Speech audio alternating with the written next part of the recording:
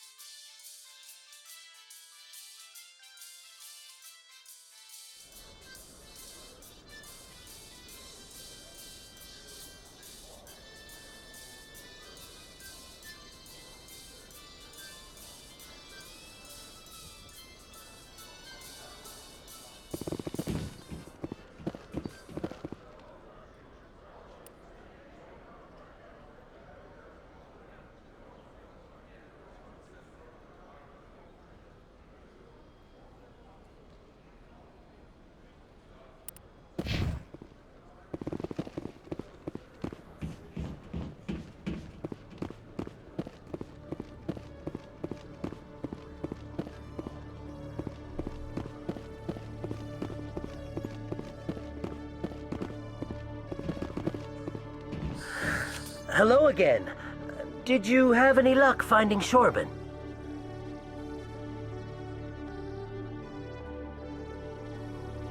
I found out you've been lying to me, Jalid. Lying? Why would I lie to you? What about the Keeper data? He told you? I didn't mean for any of this to happen. I was afraid Shorban would kill me to get the data, so well, I was hoping you'd take care of him. I'm scanning the Keepers for Shorban, but you two need to stop fighting. You're helping us? But, well, if you say so. Well, if Shorban can forgive and forget, then so can I. I appreciate the help, Commander. I better go get that data analyzed.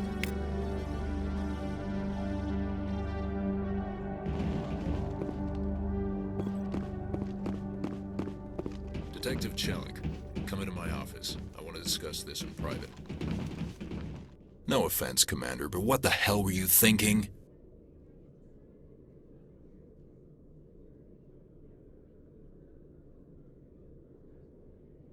I don't follow you. You could have blown Jenna's cover. We were there to help her. I gathered that. It might seem cold letting her take all the risk, but we're keeping a close eye on her. Do you really need to risk her life to get the information you want? This job isn't easy and it's usually unpleasant. I'll take help anywhere I can find it. But since you're so concerned with her safety, maybe there's a way we can help each other. Always thinking ahead, Detective? As part of the job. Now, are you gonna help me or not?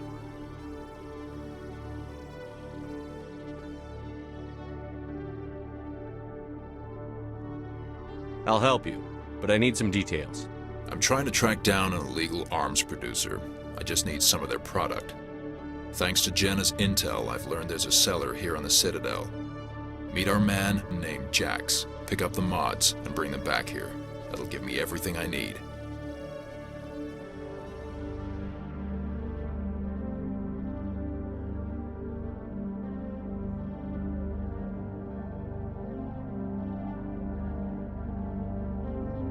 Why are you so concerned about these mods?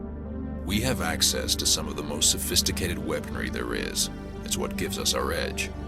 What do you suppose happens when we lose that edge? These give criminals an advantage we can't afford to let them keep. I'll persuade Jax to tell me where these mods are coming from. No. You tip Jax off and all my leads will disappear faster than you can say bad bust. Where can I find this Jax? Jax is down in the lower level of the markets. I'll send word through our channels that you're the buyer. Good luck, Commander.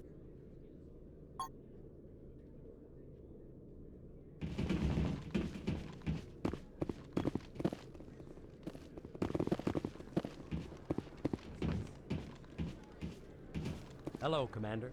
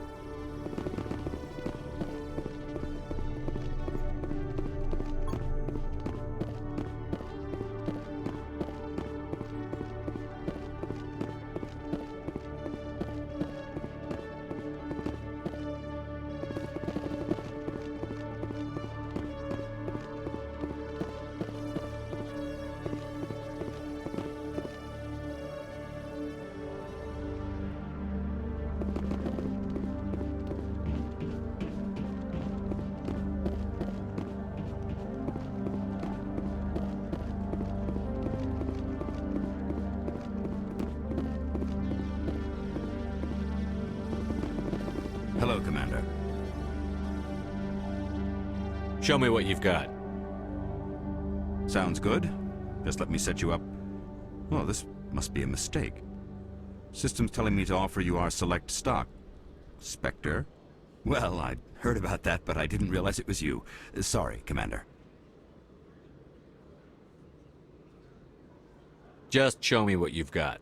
I'll open the rare stocks for you, Commander. Enjoy.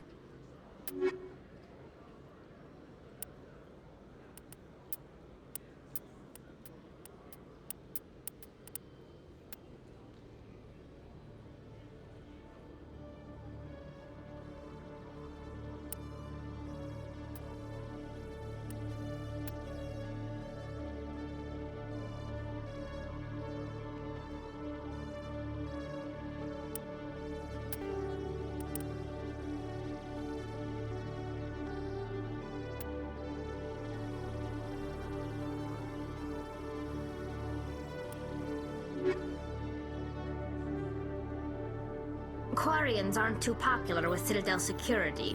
They think we're all beggars and thieves. When I first arrived on the Citadel, I spent nearly 3 hours being questioned by the officers here before they would let me enter the wards. Quarians aren't too popular with Citadel security. They think we're all beggars and thieves.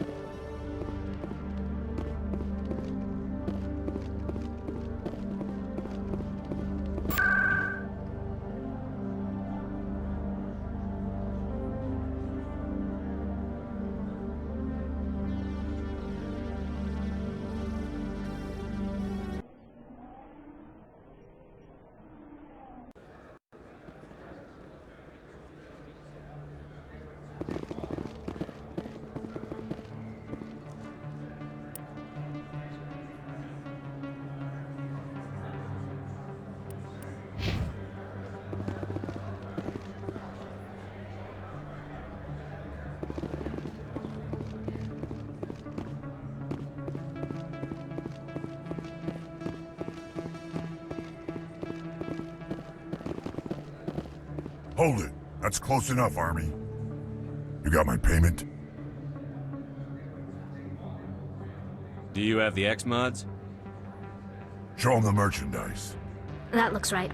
Damn straight it is. These mods are the best on the market. Now hand over my credits. Here you go. Here you go. Enjoy it. Come on, boys. We're done here.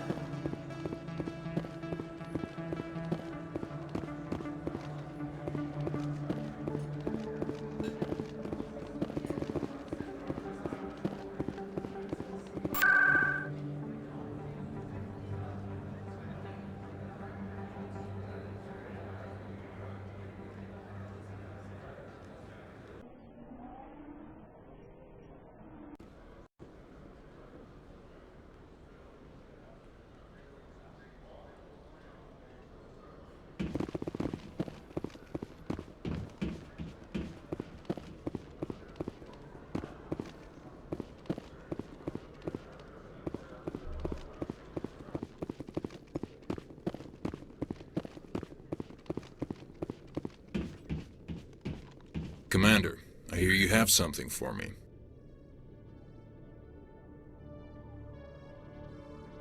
Here's your shipment, Chelik. Excellent. This is everything I need. Maybe more than I need. Here, Commander, take this. I won't need it, and you've earned some payment for your work. As for Jenna, I'll make sure we get her out of Core's den immediately. Now I need to get these mods into evidence. Thanks again, Shepard.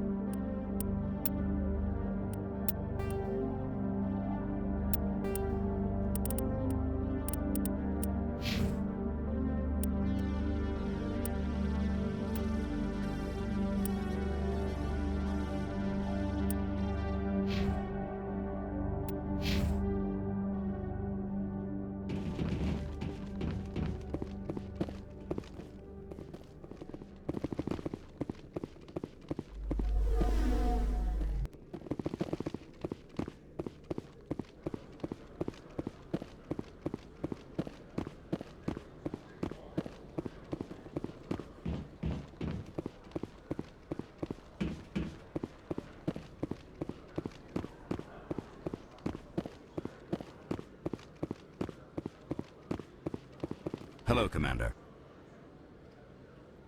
Show me what you've got. I'll open the rare stocks for you, Commander. Enjoy.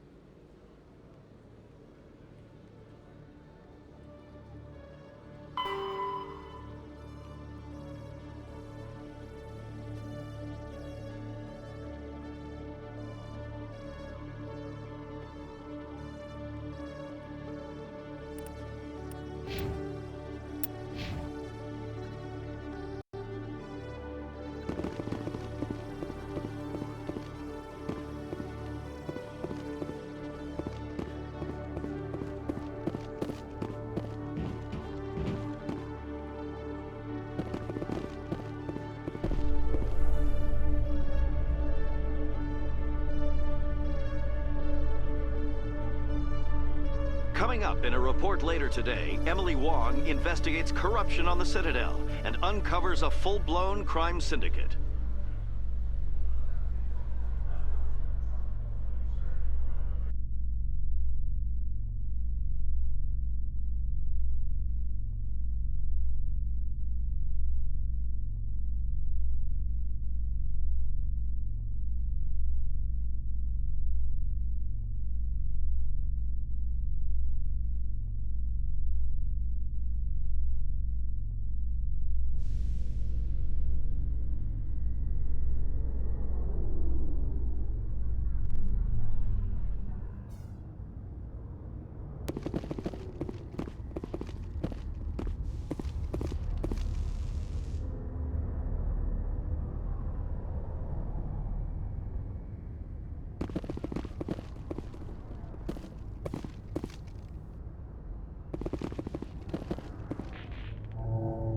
I've got big news for you, Shepard. Captain Anderson is stepping down as commanding officer of the Normandy. The ship is yours now.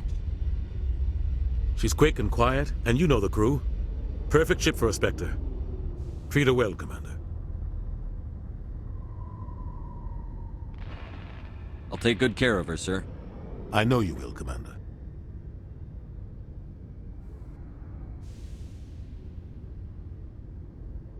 What kind of leads do we have? Saren's gone. Don't even try to find him. But we know what he's after. The conduit. He's got his Geth scouring the Traverse looking for clues. We had reports of Geth in the Pharos system shortly before our colony there dropped out of contact, and there have been sightings around Noveria. Find out what Saren was after on Pharos and Noveria. Maybe you can figure out where the conduit is before he does. The Reapers are the real threat. I'm with the Council on this one, Shepard. I'm not sure they even exist. But if they do exist, the conduit's the key to bringing them back. Stop Saren from getting the conduit, and we stop the Reapers from returning.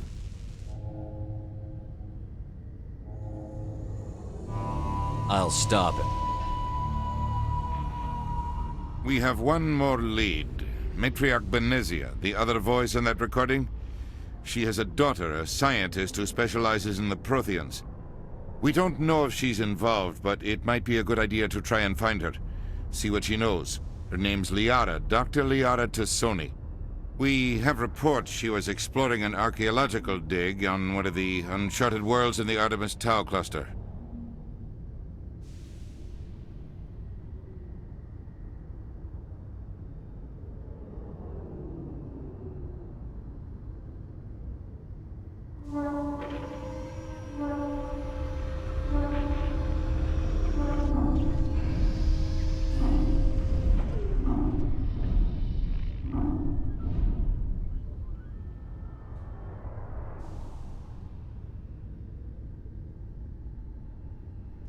Sounds like we should head for the Artemis Tau cluster. It's your decision, Commander. You're a Spectre now. You don't answer to us. But your actions still reflect on humanity as a whole. You make a mess and I get stuck cleaning it up. I'll try not to make things any harder on you, Ambassador. Glad to hear it, Commander. Remember, you were a human long before you were a Spectre. I have a meeting to get to. Captain Anderson can answer any questions you might have.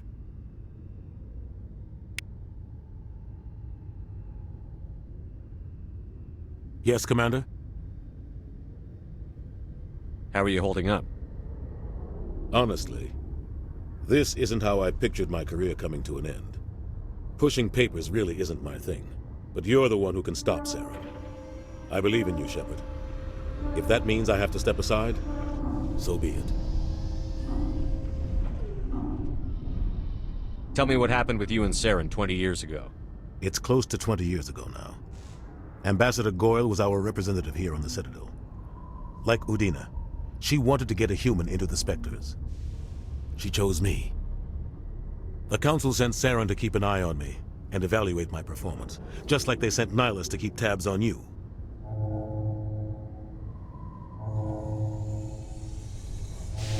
I think I deserve the whole story. We had intel on a rogue scientist being funded by Batarian interests.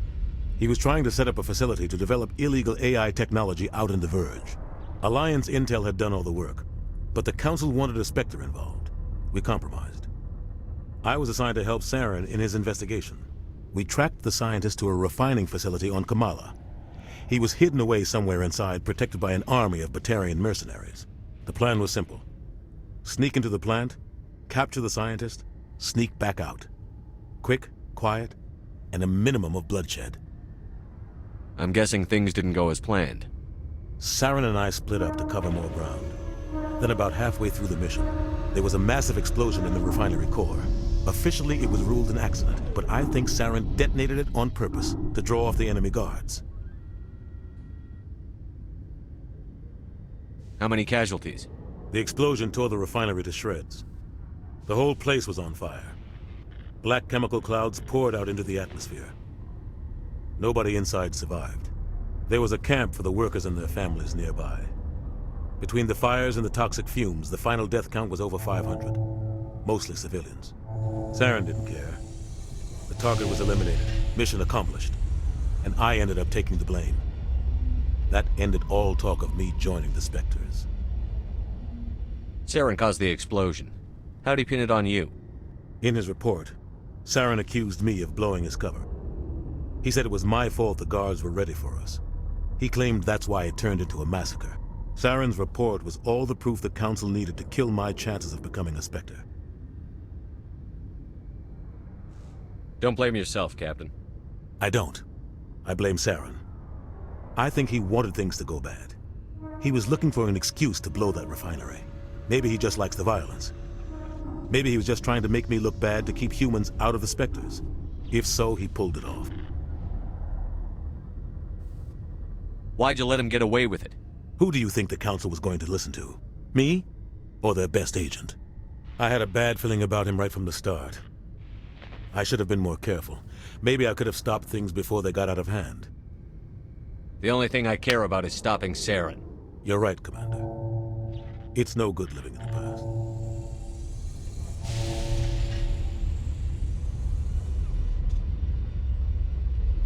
What can you tell me about Novaria? Novaria's trouble. Always has been. The whole planet's basically a center for corporations to conduct illegal research. Watch your back there, Shepard. Spectres are about the only form of Citadel authority Novaria respects. But they aren't popular. What do you know about the Artemis Tau cluster? Not much.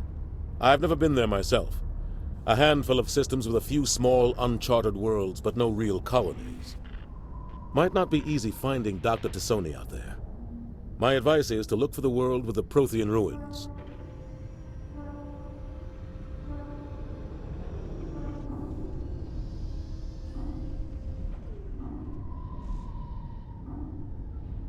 Any extra intel you can give me on our colony at Pharos?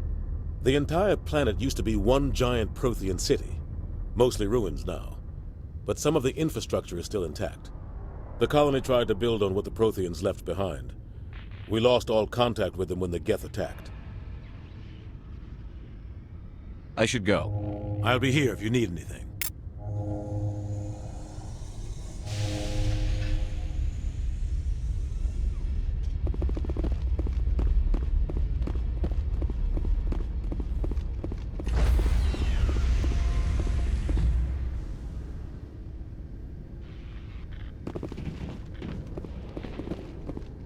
Stand by, shore party.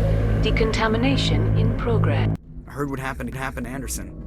Survives 100 battles and then gets taken down by backroom politics. Just watch your back, Commander. Things go bad on this mission, you're next on their chopping block. Saren's out there somewhere, and we're gonna find him.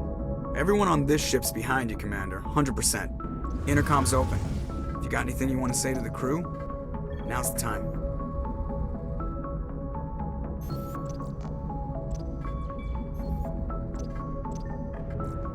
This is Commander Shepard speaking. We have our orders. Find Saren before he finds the conduit. I won't lie to you, crew. This mission isn't going to be easy.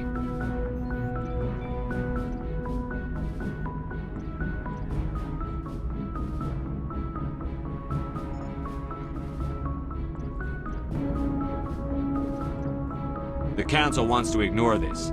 That's no surprise. They never helped us in the past. No reason they'd start now. But we don't need their help. We can do this on our own.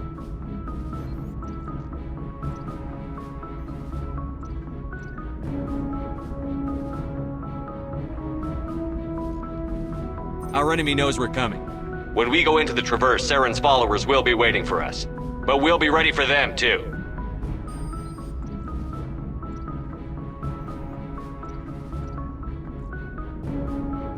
This is the most important mission any of us have ever been on. The fate of an entire galaxy is at stake.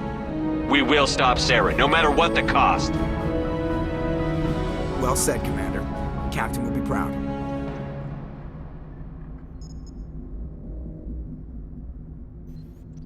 The Captain gave up everything so I could have this chance. We can't fail. Yes, sir.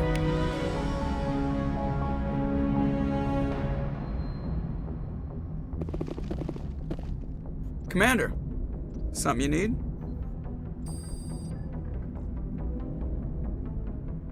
How's the Normandy performing? Is she everything they said she'd be? She's the best ship in the fleet, if you've got a pilot who knows how to handle her. Balance isn't what you'd expect. Takes a while to get used to that oversized drive core we got stuffed in the back, and her power can sneak up on you if you're not careful. The Normandy's probably too much ship for your average Alliance pilot, Commander. Lucky for you, I'm anything but average. I like to know my crew. Mind if I ask you a few questions? I can see where this is going. You did a background check on me, didn't you? Well, I'll tell you the same thing I told the captain. You want me as your pilot. I'm not good. I'm not even great. I am the best damn helmsman in the Alliance fleet. Top of my class in flight school, I earned that. All those commendations in my file, I earned every single one. Those weren't given to me as charity for my disease. I'm sorry, Joker. I didn't even know you were sick. You mean you didn't know? Oh, crap.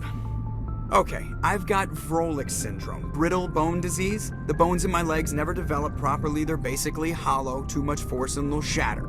Even with crutches and my leg braces, it's hard to get around. One wrong step and crack! It's very dramatic, but I've learned to manage my condition, Commander. Put the Normandy in my hands and I'll make her dance for you. Just don't ask me to get up and dance unless, you know, you like the sound of snapping shin bones.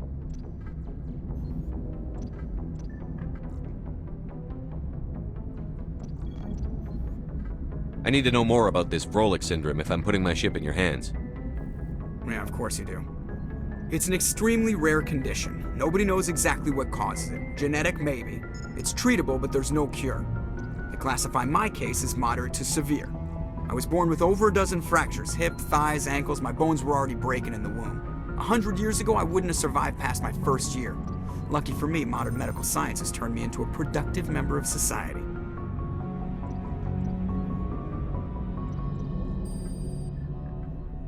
You're not gonna break a bone trying to fly the ship, are you? I don't fly with my feet, Commander, so I'm fine as long as I'm in this chair. I gotta be real careful when I get up to take a piss, though. I can do my job as well as anyone on the ship. Better, actually. So don't worry about it. I'm not trying to make you uncomfortable. Let's talk about something else. Whatever you want, Commander. Why does everyone call you Joker? It's a lot shorter than saying Alliance Flight Lieutenant Jeff Moreau. Plus, I love to make little children laugh.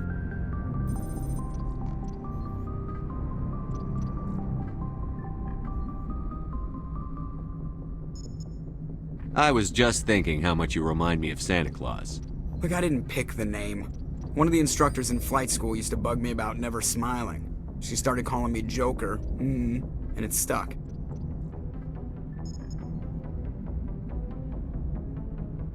Why didn't you ever smile?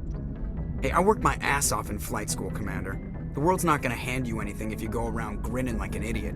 By the end of the year, I was the best pilot in the academy, even better than the instructors, and everybody knew it. They'd all got their asses kicked by the sickly kid with the creaky little legs. One guess who was smiling at graduation?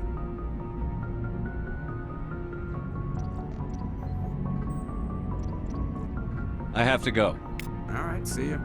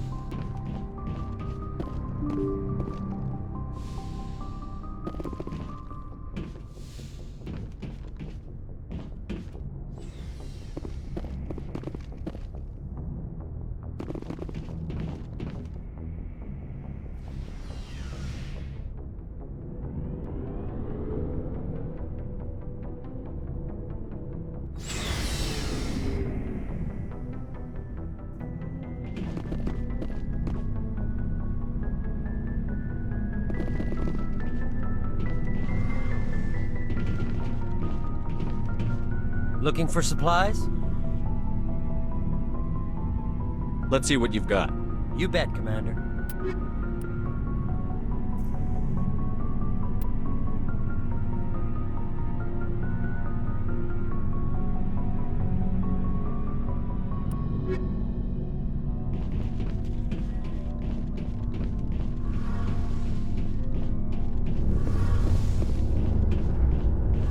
Hey, Commander, you know that Quarian, Tally? She's been spending all her time down here asking me about our engines.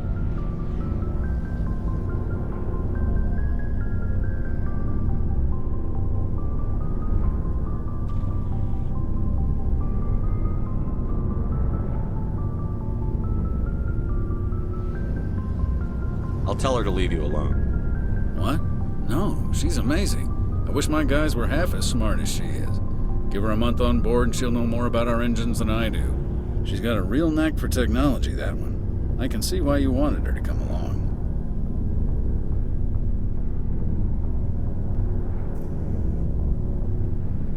I figured she'd be a real asset to the team. You got an eye for talent, Commander, but I'm guessing that's not why you came down here.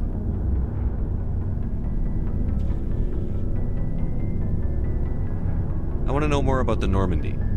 She's the best ship I've ever served on. Probably the fastest vessel ever designed. And she's the only one using the new Tantalus drive core.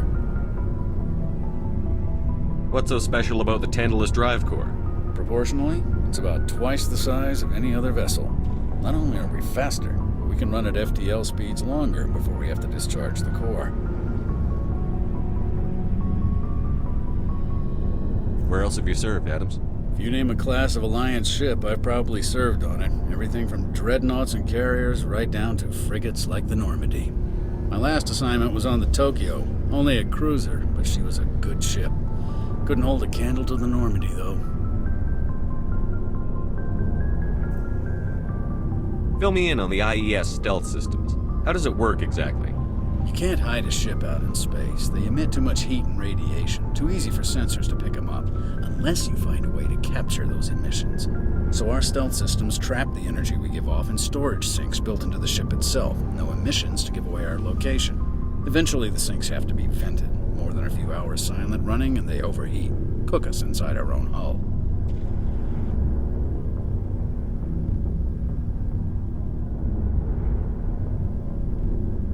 There's no way for anyone to detect us? A visual scan can still pick us up. Anyone looking out a window can see us plain as day. But you have to be pretty close to get an actual visual out in space. Most vessels rely on scanners. As long as the stealth systems are engaged, they can't see us. Not unless we accelerate to FTL speeds. Why doesn't it work with faster than light travel? Cranking up the FTL blue shifts our emissions, pushes them into frequencies too high to capture in the sinks. As soon as we make the jump, it's like setting off a flare. Sensors can pick up our location whenever we enter or exit FTL flight, but for short-range missions, our stealth systems are amazing, and we've got the only one. Carry on, Adams. Aye, aye, Commander. Your ship's amazing, Shepard. I've never seen a drive core like this before. I can't believe you were able to fit it into a ship this small. I'm starting to understand why you humans have been so successful. I had no idea Alliance vessels were so advanced.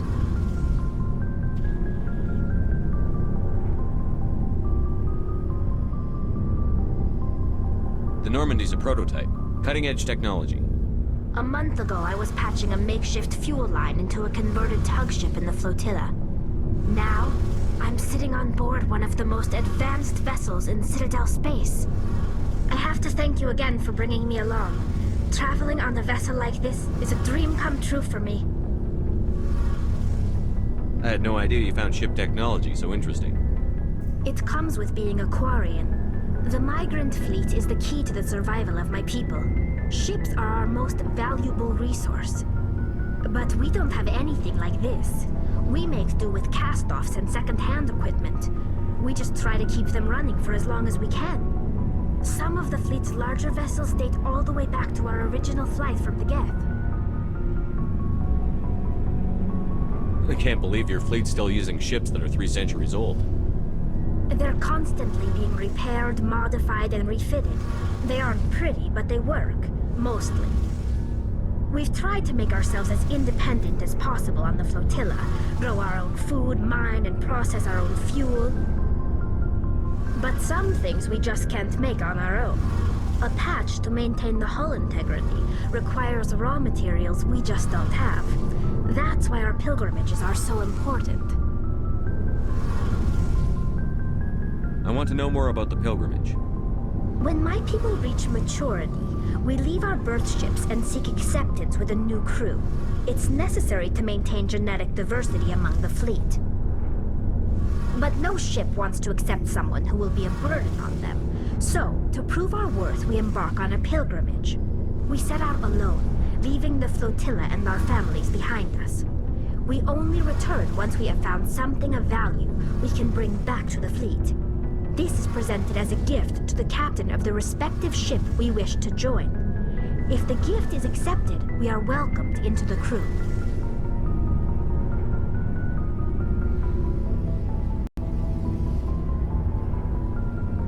Can a captain choose to reject the gift? That doesn't happen often. Most captains are eager to increase the size of their crew.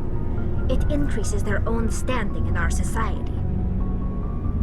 Even when a gift is not particularly valuable, the captain usually accepts it out of a sense of tradition. However, there is a stigma to presenting a substandard gift. It's not the best way to make a good impression on a new community. Most pilgrims don't return until they find something worthwhile.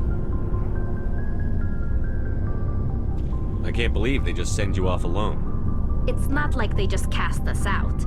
Before we leave, we are given lessons in how to survive outside the flotilla, and given gifts to help us on our journey. We also receive implants to fight off sickness and disease. Generations of living in an isolated and highly controlled environment have left our immune systems weaker than most. By the time we leave the fleet, we are well equipped for the pilgrimage. This is a rite of passage for all Quarians. If it were dangerous, our numbers would suffer. Virtually every pilgrimage ends with a triumphant return and the ritual presentation of the gift to one of the fleet's captains. I want to talk about something else. Like what? I want to know more about the Geth. I doubt I can tell you anything you don't already know. It's been almost 3 centuries since they drove my people into exile. All I know is the story of their origins, what they were when we created them, and how they turned on us. Interesting. The Geth were originally created to serve as an automated manual labor force. Initially, their intelligence was as limited as any VI. Over time, we made small modifications to their programming to allow them to perform more varied and complex tasks, bringing them closer and closer to true AI status. How come the Council didn't step in and stop you? This wasn't true AI research. We may have been skirting the bounds of the law, but we never did anything that was actually illegal. The changes were so insignificant, so gradual, that we were able to control them. Or so we thought. But one thing we underestimated was the power of the neural network. A million Geth thinking simultaneously created an inherently unstable matrix. So, the Geth share brain power? Many of the Geth's logic systems were designed to work in concert with other nearby Geth. Basically, the more of them you have in a group, the smarter they are. So there's some sort of group consciousness? No, nothing like that. They cannot share sensory data or information. Their programming cannot handle that much simultaneous input. Each Geth maintains an individual awareness and identity. The neural network only operates on a process-based level. It's basically the synthetic equivalent of a subconscious. But when they're in close proximity, they can coordinate low-level functional processes, freeing up more capacity for original or independent thought. That doesn't make any sense. I'm probably oversimplifying. The Geth are incredibly advanced and complex creations. All you need to know is that they get smarter when they gather in large numbers. As we built more and more Geth, their effective intelligence became more sophisticated, more abstract. One day, a Geth began to ask its Quarian overseer questions about the nature of its existence. Am I alive? Why am I here? What is my purpose? As you can imagine, this caused a near panic among my people. I don't see what's so bad about those questions. The Geth were created to engage in mundane, repetitive, or dangerous manual labor. That's fine for machines, but it won't satisfy a sentient being for long. The Geth were showing signs of rudimentary self-awareness and independent thought. If the Geth were intelligent, then we were essentially using them as slaves. It was inevitable the newly sentient Geth would rebel against their situation. We knew they would rise up against us, so we acted first. A general order went out across all Quarian-controlled systems to permanently deactivate all Geth. The Geth responded to this order violently. You can't blame them for fighting for their survival. We had no other choice. The Geth were already on the verge of revolution. By acting quickly, we had a chance to end the war before it began. The hope was that most of the Geth would still be little more than machines, incapable of organized resistance. But they had progressed much further than anyone anticipated. The war was long and bloody. Millions upon millions of Quarians died at their hands. In the end, we were forced to flee our own homeworld. We feared the Geth would pursue us, but they never came beyond the Veil. Now we drift through space, exile searching for a way to reclaim what was once ours.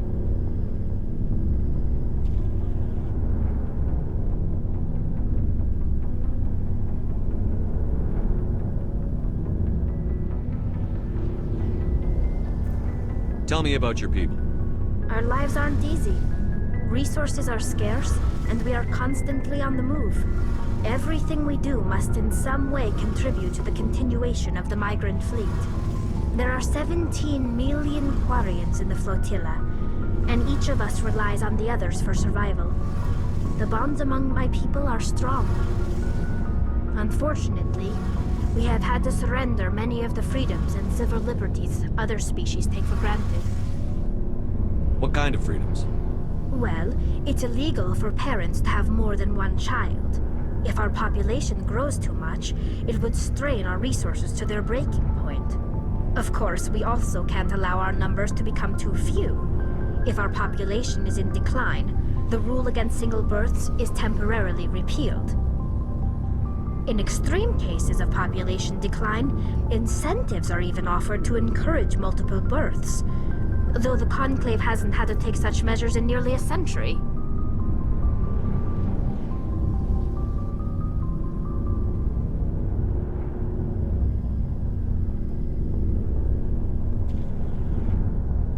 That's your government.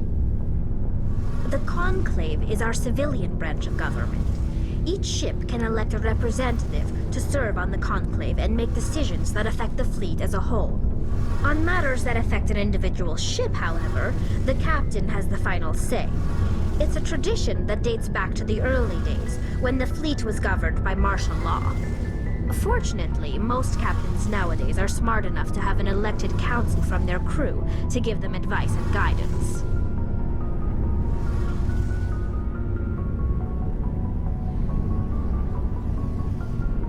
So the ultimate power rests with elected officials.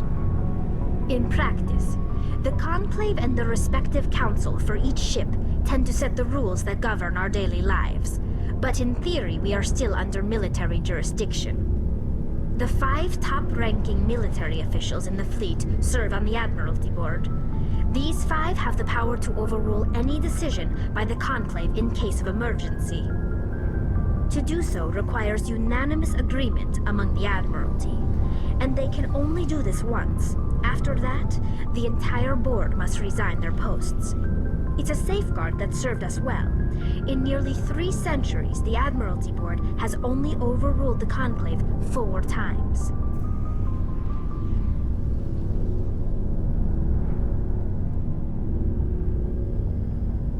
I should go. See you later.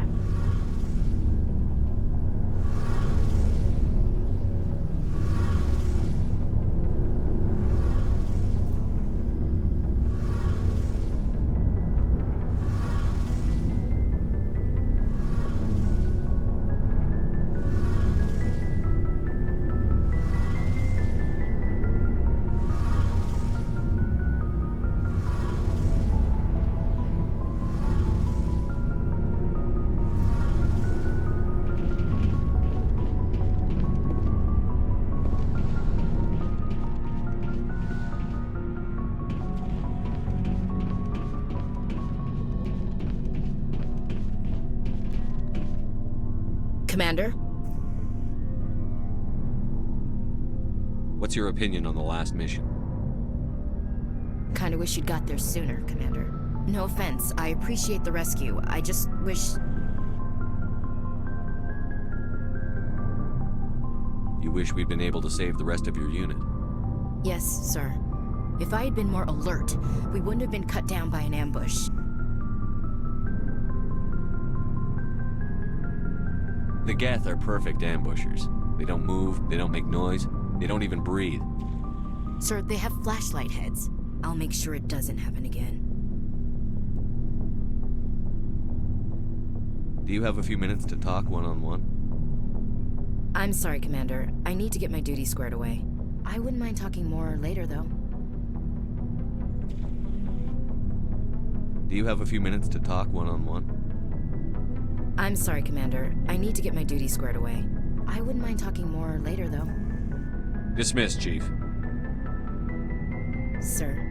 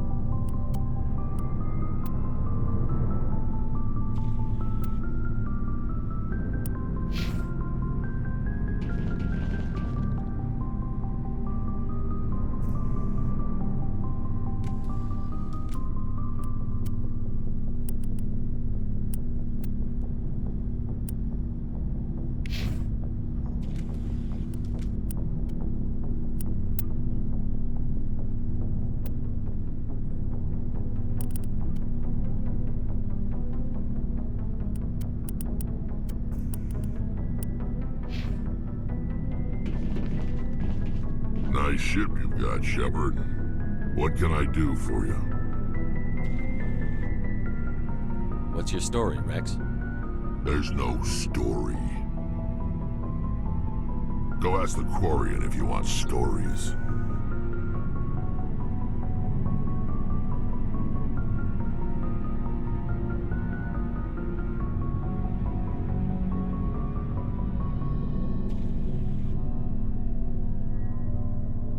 You Krogan live for centuries. Don't tell me you haven't had a few interesting adventures. Well, there was this one time the Turians almost wiped out our entire race. That was fun. They tried the same with us, but we fought them off. It's not the same. It seems pretty much the same to me. So your people were infected with a genetic mutation? An infection that makes only a few in 1,000 children survive birth? And I suppose it's destroying your entire species? I suppose it isn't all the same. I don't expect you to understand, but don't compare humanity's fate with the Krogan. I was just making conversation. I wasn't trying to upset you. Your ignorance doesn't upset me, Shepard. As for the Krogan, I gave up on them long ago. The genophage infected us, but it's not what's killing us.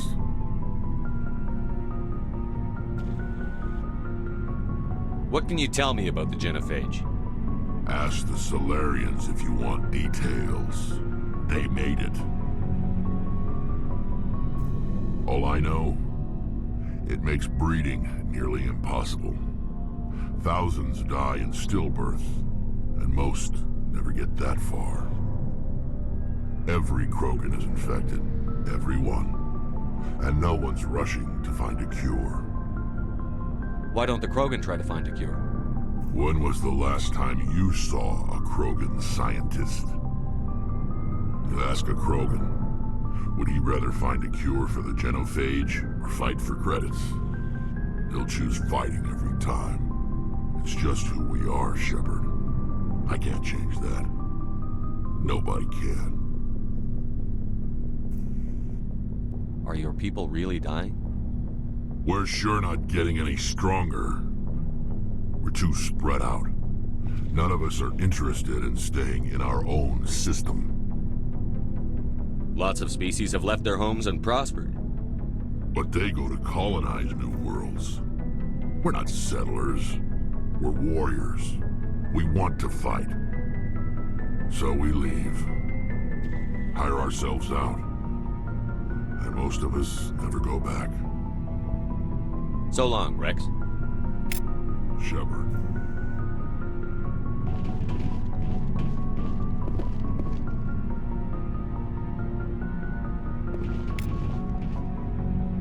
Thanks for bringing me on board, Commander. I knew working with the Spectre would be better than life at CSEC.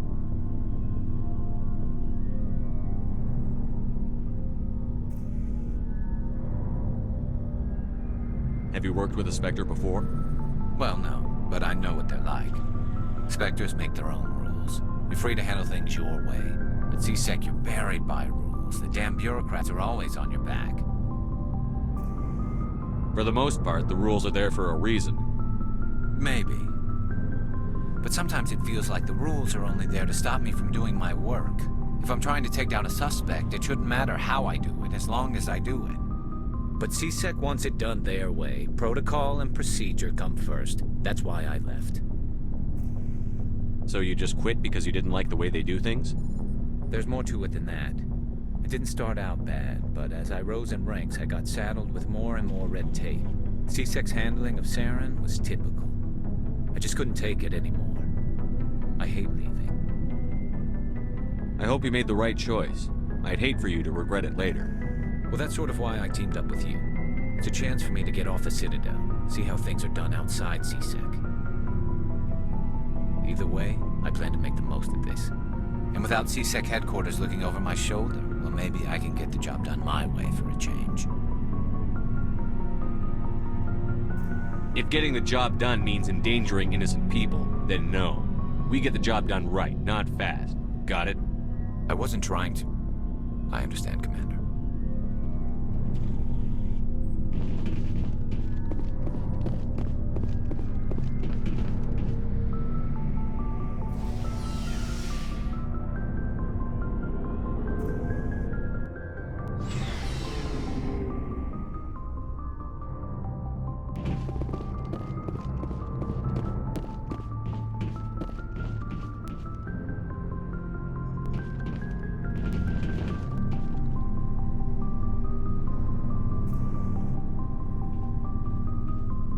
Anything you need, Commander?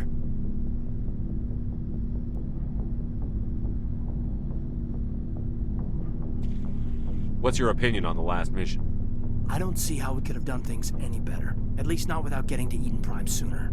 And we were on the scene faster than any other Alliance ship could have been. We'll talk another time, Lieutenant. Commander?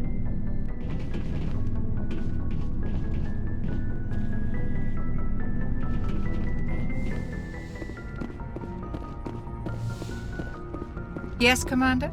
Is there something you need?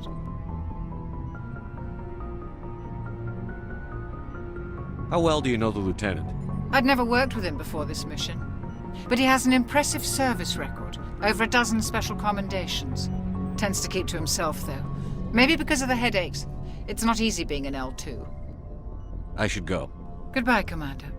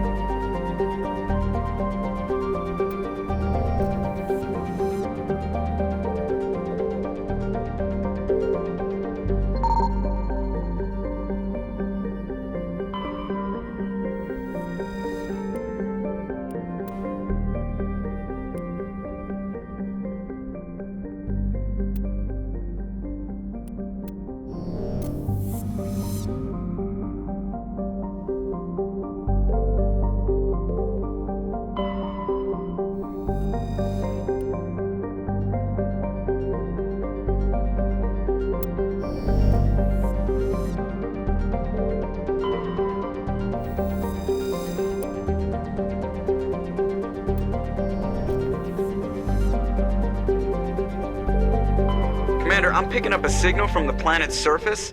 It looks like an automated distress beacon.